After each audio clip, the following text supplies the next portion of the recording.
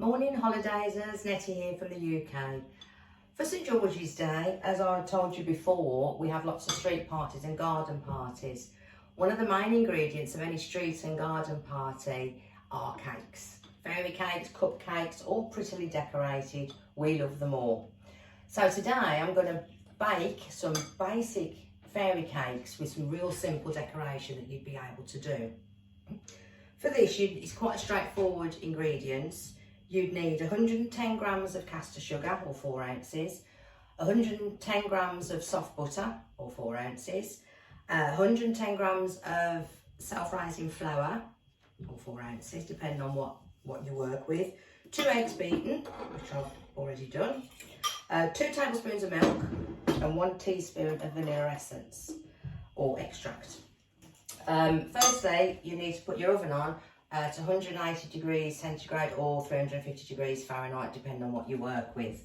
So I'll just pop the oven on so that can be warming up while we do that. So the butter and sugar needs to be beaten into quite a creamy mixture, like that. Then we gradually pour into it the beaten eggs, just a little bit at a time, until it's all nice and smooth.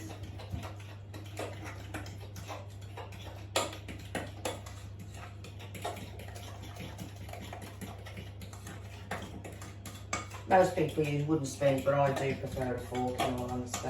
I find it mixes a lot better.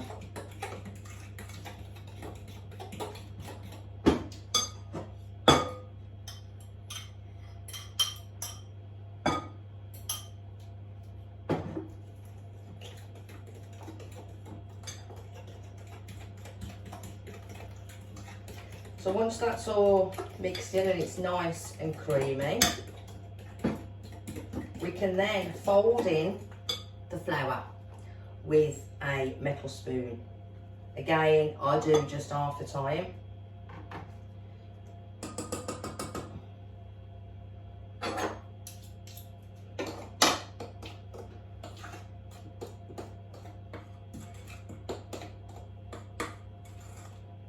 Until it's all, you can see that it's all mixed in nicely.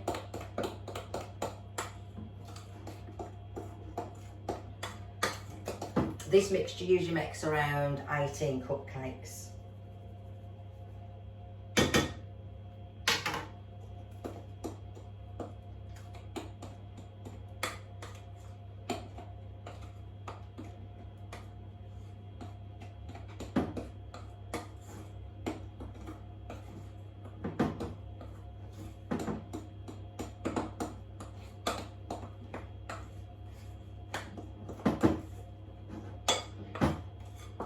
Once you're happy that that's all mixed in, it should be nice creamy mixture.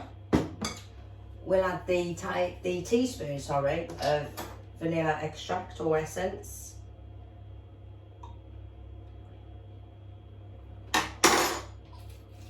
And give that a little stir in.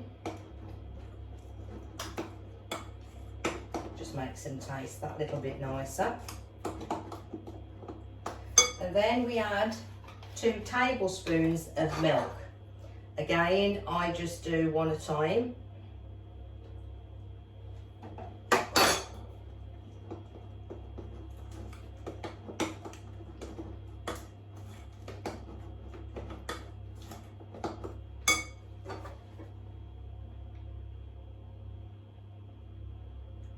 Not quite full one there.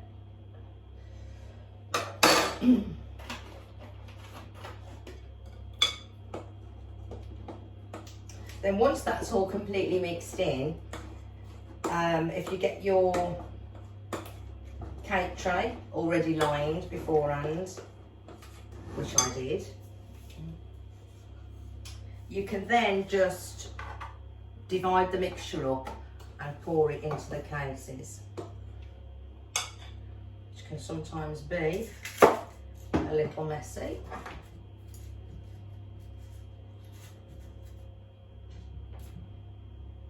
Once those are all done, you can pop them then into the oven for around 10 to 12 minutes. So they're quite quick to cook. Once they're cooked, if you put them on a cooling rack for them to cool before we decorate. Once the cakes are out the oven and they've completely cooled off, if you put them on a wire rack like I've done here, to decorate, I'm just going to use white fondant icing and a bit of red as well for the cross on the flag. So I have done some previously. As you can see, it's just round. Put a bit of water on to put the red icing on the top. It helps it seal it a little bit better. And then they should fit nicely on top of the cakes.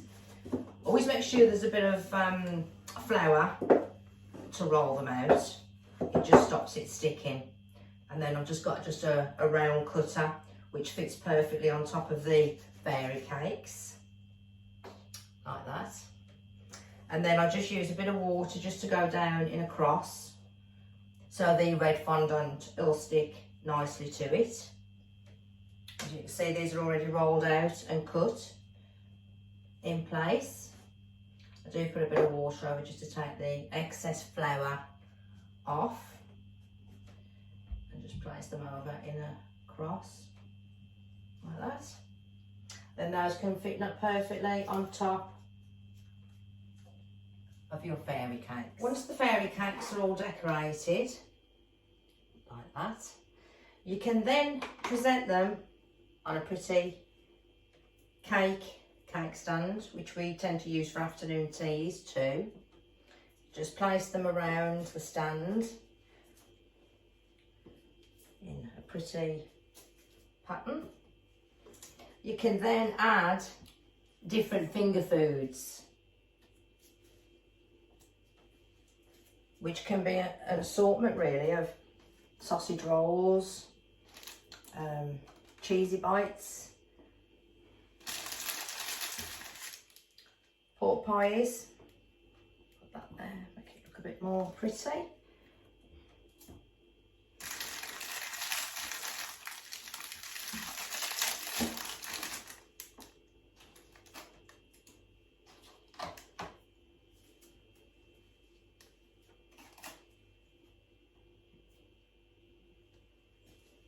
Then you're all ready for a perfect street or garden party.